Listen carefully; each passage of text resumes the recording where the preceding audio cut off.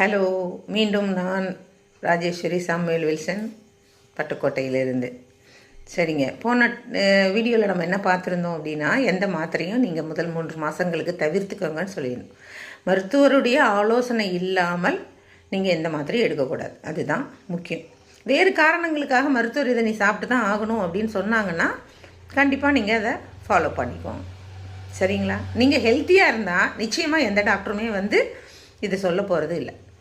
சரி, அப்போ உடல் ரீதியாக ஃபஸ்ட்டு வர்ற மாற்றங்கள் பார்க்கலாம்.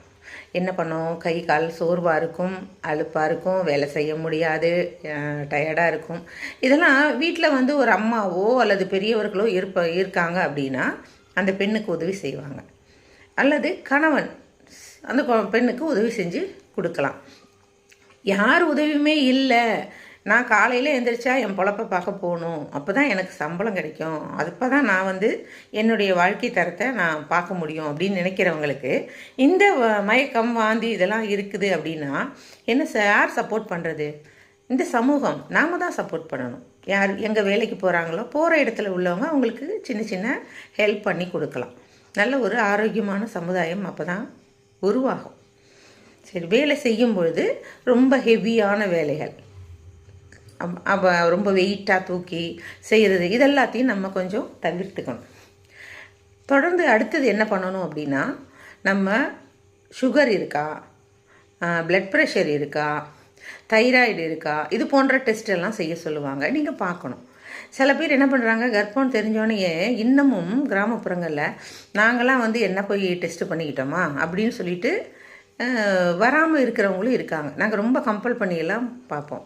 ஆனால் நிறைய பேர்கள்ட்ட மாற்றங்கள் வந்திருக்கு, இருந்தாலும் இன்னும் சில பேர்கள்ட்ட மாற்றங்கள் இல்லை.